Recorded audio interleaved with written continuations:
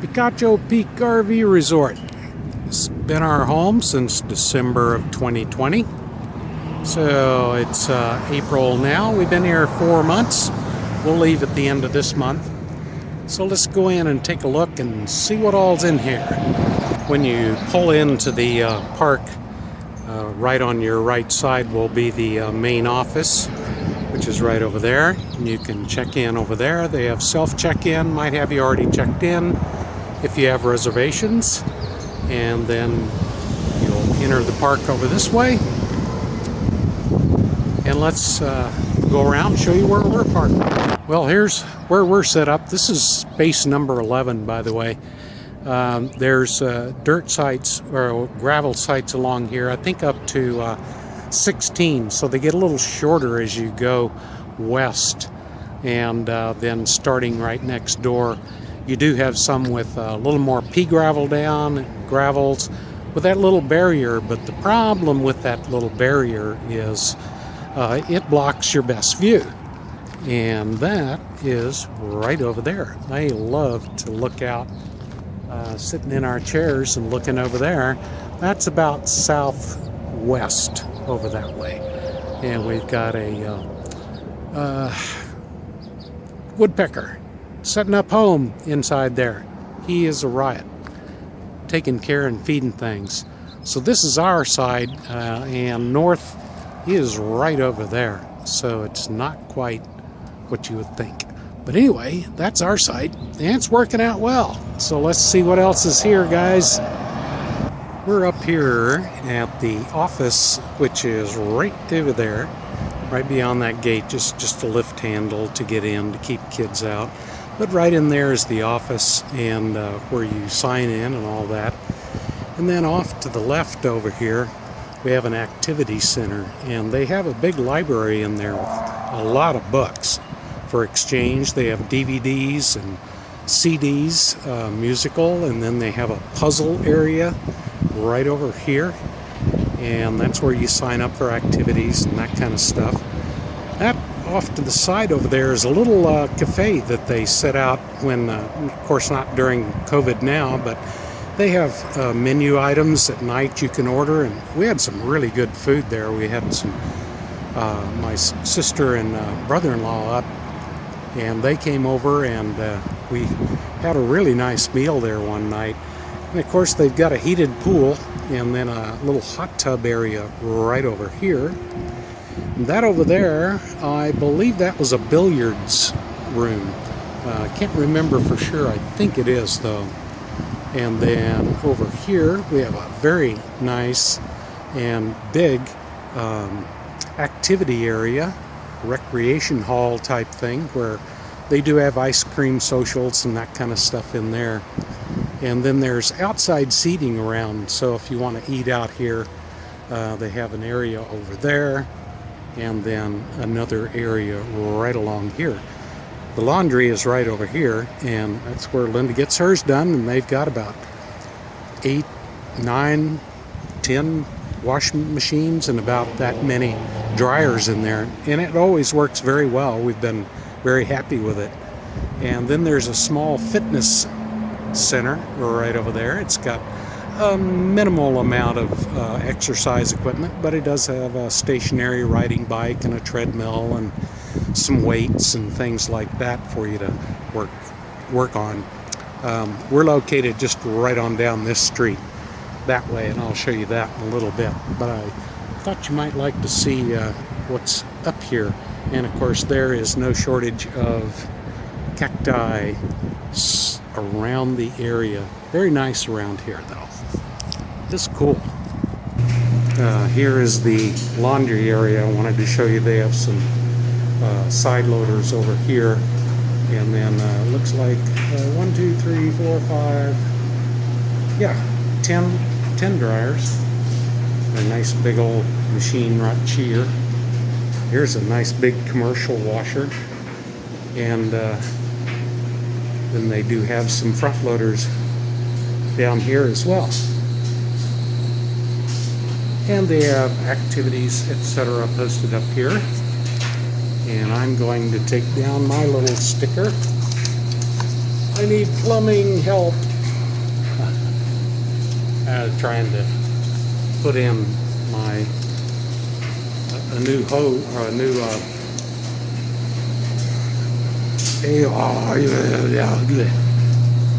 a new thing. Yeah, I'm drawing a blank. I wanted to go into the men's shower room here and just show you what that looks like here. Oh, we'll just turn it on for a bit here. So this is the men's room and shower. You're supposed to take a shower before you get in the pool. So very nice and clean, well kept in here. And here is the library. People have some coffee mugs up over there. So plenty of books that you can read. A nice cozy area here. And then on the inside here, we have your puzzle tables. And I can see we got a couple of them going here. Oh, and I see a restroom over there. That's nice.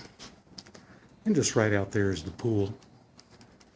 And then video exchange.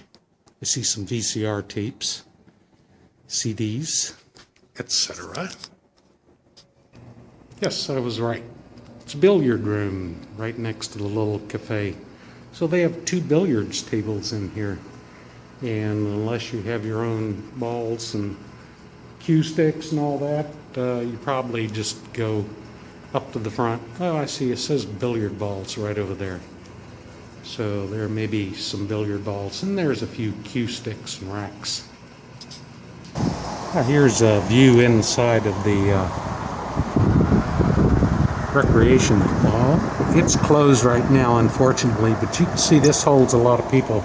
We've played bingo up here before, and they do serve, like I said, the ice cream social is up here, and it's fun if you're up here. They have other things that they do as well here. So very well set up for people. Now right up there is the office where I just came, and there's the back side of the recreation hall.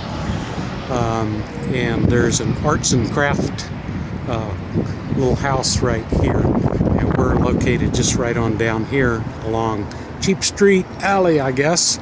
$4.75 a month plus electricity. And my electric bill in December was $67. Then there's more campers along this row and then on the other side over there. So there's quite a bit of room there. Let's go in and look at the Arts and Crafts Center.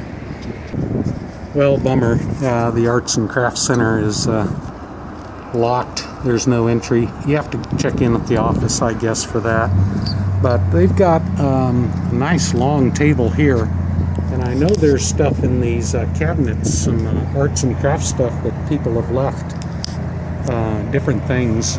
So there's more than enough room in here to do your thing, and I'm gonna bet there's probably a bathroom in there. So again, trying to please everybody. I'm coming down from the office right up there. Here's the sales office for the park models if you wanted to buy one. And then this street goes quite a ways on down there, about where you see that cart down there. And there's RVs, campers parked all over. These are called super sites, and you pay a little bit more for these. I think they have cable, if I remember right. I'm not real sure. But there's another street right on the other side over here, and another street on the other side, so there is lots of parking here. And this just goes on. We were way down on that end a couple of years ago. Site 222, right on the end, very nice. So we're gonna go take a little hike around here today, but I wanted you to see what the other side of the park looks like. This is the southeast side. I'm down on the end of the campground area now, and there's some horseshoes, cheer. They even have horseshoes out there. Something, I'm not sure what that is. I think that's the green part is where you roll balls to, what is that called? I can't remember. But they've got 1, 2, 3, 4 pickleball courts here, and they're really in good shape. And there was quite a few people out here playing just a bit ago. Nice. So just down from the pickleball area there, looks like they have some big rocks, fenced off area, maybe for bonfires. I'm not really sure what that is, but they've obviously built it. It's a putting green down there, so you can chip a little bit from where Linda's walking right there onto the green, do some putting. They even have golf clubs and some balls up there if you don't have any with you. And then right down here, this is called Rally House. It's a big open area in there, probably reservable for meetings, events, that kind of stuff. And there's a picnic table area down there, and then of course here we're going to pick up into the campground now. And by the way, they do have their own water treatment system here, and they have well water. They say it's really good water. It's just a little bit minerally, but do use your filter, of course. Oh, I see Linda's going to do a little chipping there. So, we'll get down there. There's a dog walk down there I wanted to point out to you too. And here's the designated pet area, although a lot of people just walk them around the park and pick up their poop, whatever. There's a water tray over there. A little ramp for them, so it's recommended for small, medium dogs in this park. But nice that they had it. It's clear on this end of the park though, so it's a little bit of a walk to get here. A lot of people just ride their dogs down here in their golf carts. So they do it the easy way. And yes, they do have a propane fill here. So what you do is you just go up to the office, tell them you're going to leave a bottle down here, and they'll fill them up, and just come back and pick up your bottle later. And they'll go ahead and bill you online, or you can pay for it up at the office. So we're just about back to the office up there. So you can see there's a pretty good line of campers all along here. Getting closer to the highway now on the interstate. And lastly, the shuffleboard area. And I doubt if you have your own shuffleboard, but I would imagine the office has one that you could probably rent. And then we're back up at the office, and today they're having a bag elephant sale or something. You I think it's $2 you donate, goes towards residents. And then they have a white elephant sale, but really they say not to do anything that you wouldn't want to receive yourself. So anyway, oh yeah, I know what it was. They can have an auction for those bags. That's what it was. So it looks like they've got a turnout at least. Cool. So we've been all the way around the place here. Alrighty, let's do a wrap up of Picacho Peak RV Resort. Now, that's situated between Marana, or pardon me, it is a little bit northeast of Marana, but Tucson and Casa Grande. And we've stayed here 3 times now. And this last one was a 5-month wintering excursion. So, and that's due to COVID and the uncertainty, everything going on, nuts around the U.S., all that stuff. But the campground itself is, number one, people are going to say it's noisy, and it's one thing that you do get used to after a while. And I found that I got used to it within just a couple of days. And there are trains and there's the interstate, but I was able to tone it out. What I'd suggest you do, if you want to see if that's a wintering place for you, go by and stay a couple of nights. And bear in mind on the second night it gets less as you go on. Now very few people just go out, sit and lounge outside their campers during the day. If you do, you're going to notice it for sure. But inside your camper or your motorhome at night, it does calm down. But there are so many things around there to see, and I've got a big list, hit show more down below, of places you can drive to. Just amazing. The Arizona-Sonora Desert Museum is a must when you're there. And then the second thing that we liked the most was a musical instrument museum in Phoenix. We drove up there and we should have taken all day to see that. We were there probably 4 hours and we didn't see everything. There's displays, interactions, even kids would like this, I think, but they're going to poop out.